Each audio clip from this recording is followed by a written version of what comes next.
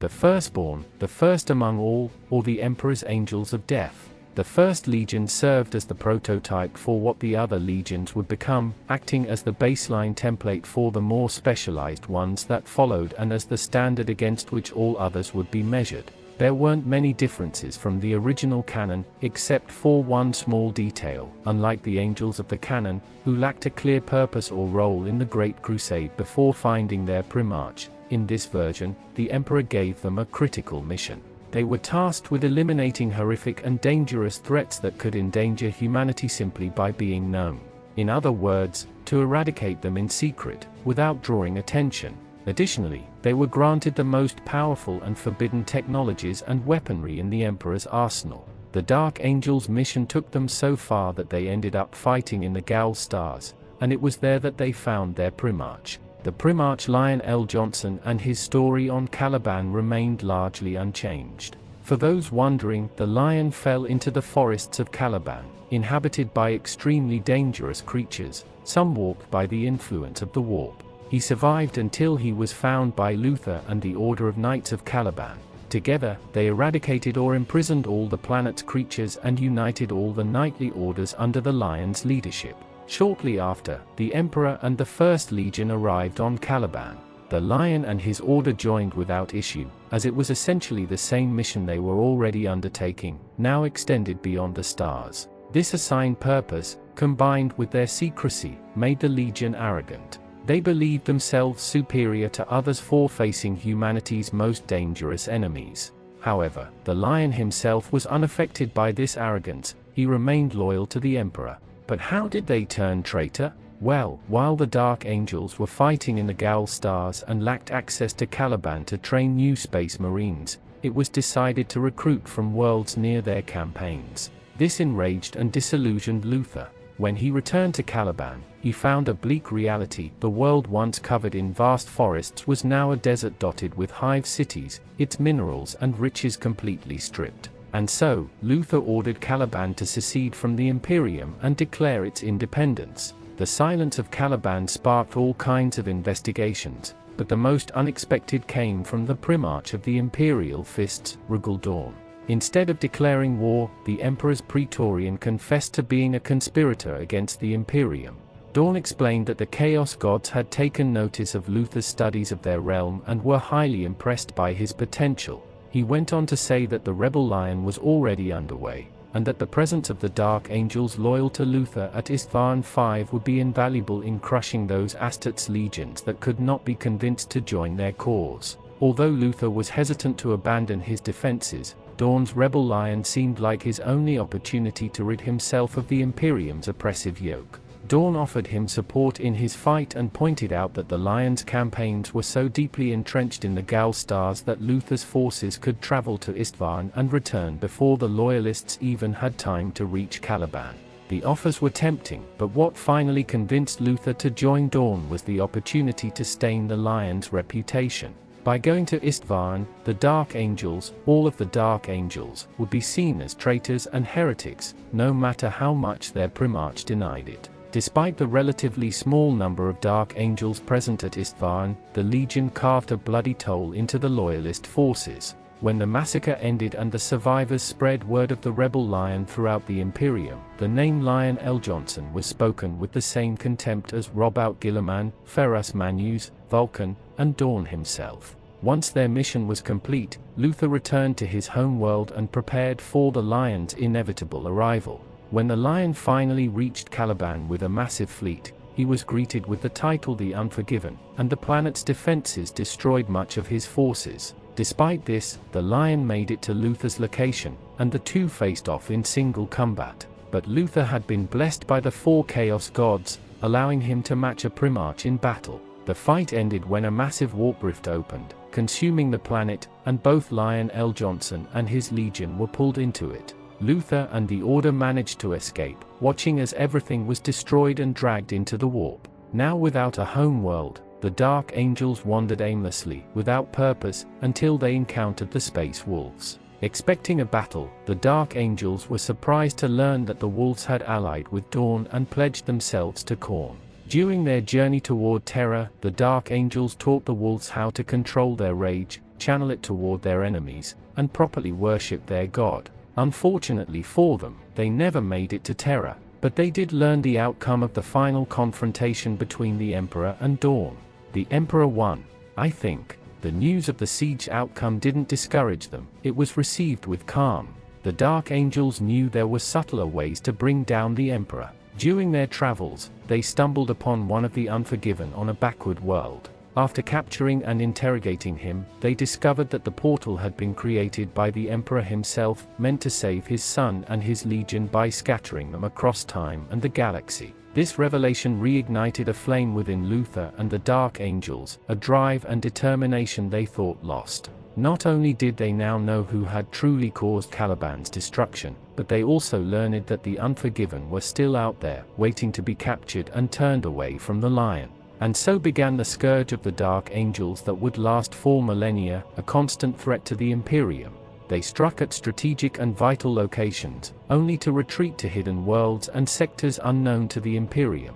The Legion never sought refuge in the Eye of Terror, nor did they worship the 4 Chaos Gods. They simply used them as tools to achieve their goals. And that has made them the traitor Legion with the purest gene seed of them all. Today, the Legion continues its tireless hunt for the Unforgiven. Once captured, they are subjected to a process to convince them of their mistake, choosing to follow Lion L. Johnson and abandoning Caliban. If they persist in their loyalty, the interrogator librarians are forced to use increasingly extreme methods to guarantee their enlightenment. For those who resist to the point that only death would silence their devotion to the Lion, there remains one final path to redemption. Their bodies and souls are offered to entities of the warp. Though the Dark Angels see this as a painful failure of their persuasion and oratory, sometimes it is the only way for an Unforgiven to finally be redeemed. The plans of the Dark Angels are so precise and complex that, once set in motion, they can trigger a domino effect on an apocalyptic scale. And now, Luther has begun executing a plan that could threaten the Emperor himself. Though the Dark Angels still retain the appearance of their original structure, the demands of their current circumstances have necessitated certain subtle but significant changes. Luther holds the title of Supreme Grand Master of the Dark Angels, as well as the designation Master of Caliban. The first chapter, under his direct command, is especially noteworthy, as it is composed entirely of veterans clad in Terminator armor. Informally known as the Death Wing, they are responsible for securing the Caliban system while their lord continues his search for signs of the Unforgiven, both within the Rock and beyond. The other chapters of the Legion are more conventional in structure, each consisting of up to 1,000 battle brothers. They are fully self-sufficient, with fleets spread throughout the galaxy. Every chapter contains a Raven Wing detachment tasked with responding swiftly and precisely to sightings of their fallen brethren. Chapter masters are supported by interrogator librarians, scholars of the Immatrium who harness the warp's power in all its forms, though always with careful and methodical control. The highest-ranking members of the Legion may be inducted into an inner circle, those who know the Legion's deepest and darkest chaos-born secrets. Entering this inner circle is to risk madness and death, for only those highly skilled in the art of walking the Immatrium can transcend to this new level and unlock the hidden gifts within. Once an Unforgiven has been captured and convinced of their error in following the Lion and turning their back on Caliban, whether through persuasion or possession, they are brought before Luther and ceremonially reinstated into the chapter that recovered them. While such individuals are rarely permitted to rise to positions of leadership, they serve as living symbols of why the Dark Angels continue to fight their long war. The Legion was deeply tormented by the fact that Lion L. Johnson recruited from worlds other than Caliban. After the eventual destruction of their home world, they stubbornly refused to accept new initiates. For decades, the Dark Angels remained closed to recruitment, but the passage of time and a drastic reduction in their numbers forced Luther to issue a decree: either they began recruiting again, or they would face extinction. This decision was made reluctantly. Rather than accepting initiates from just any available world, the Legion chose to seek candidates who matched their gene seed both genetically and spiritually. As with many other fleet-based legions, the Dark Angels have returned time and again to fewer than 24 carefully selected planets. Now, 10,000 years later, the overwhelming majority of the Legion traces its lineage back to these recruitment worlds, among them Cimmeria, Tessera Rubis, and Clades Tertius. Despite this shift, every brother still carries a profound sense of mourning for the loss of Caliban, thanks to intense training and psycho-conditioning. The Legion deliberately avoids spreading the seeds of chaos near its recruitment worlds to prevent any possibility of corruption among future brothers. Over the millennia, the Dark Angels have become obsessively protective of these planets. Though many are still under Imperial control, countless Dark Angels have fought and died defending them, against orcs, in repelling inquisitorial crusades, or in purging gene-stealer infestations. Each brother is equally driven by the resolve to ensure the nightmare of losing a homeworld never happens again. The Dark Angels' ability to resist the corrupting influence of chaos is reflected directly in the purity of their gene seed, which is by far the least corrupted among all the traitor legions. This is largely due to their ability to navigate the Immatrium without being consumed by it, but it also speaks to the zeal and precision of their apothecaries. Progenoids are extracted from battle brothers as soon as they mature, minimizing the window of possible corruption. They are then meticulously examined and stored in vaults protected by multiple layers of seals and arcane wards until the time for use arrives. Though all implants remain functional, the gene seed has accumulated a number of minor flaws over the millennia. While these do not significantly impair the Legion's performance, the differences become apparent during the rare occasions when they are able to compare their seed with progenoids recovered from captured members of the Unforgiven. The Dark Angels make use of all aspects of the Chaos Pantheon, but far from being blind fanatics, their approach is coldly analytical and calculated. They believe that through rigorous study and methodical application of the Immatrium, they can harness its power and wield it as a devastating weapon to further their own goals, chief among them, the fall of the Emperor and the capture of the Unforgiven. Through the teachings passed down by Luther, the Legion has learned to limit its exposure to the most corrupting properties of chaos. However, they do not hesitate to subject others to its effects. In fact, they are a key force behind the spread of cults across the Imperium.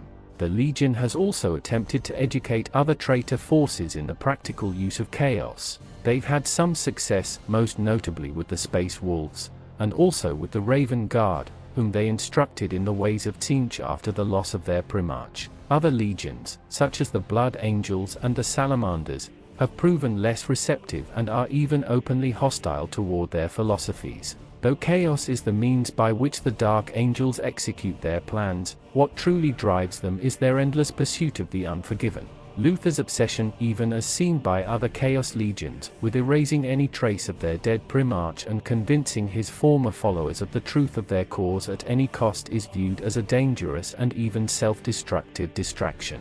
There are countless instances in which the Legion has fought alongside other Chaos forces, only to abandon the assault at critical moments upon receiving word of a possible sighting of one of their lost brothers. Such behavior has led to constant friction and, on more than one occasion, resulted in Imperial victories due to the sudden withdrawal of the Dark Angels. This irrational and obsessive drive has strained relationships even with traditionally pragmatic legions, and some outsiders have gone so far as to cite it as an unconscious manifestation of Mal's influence.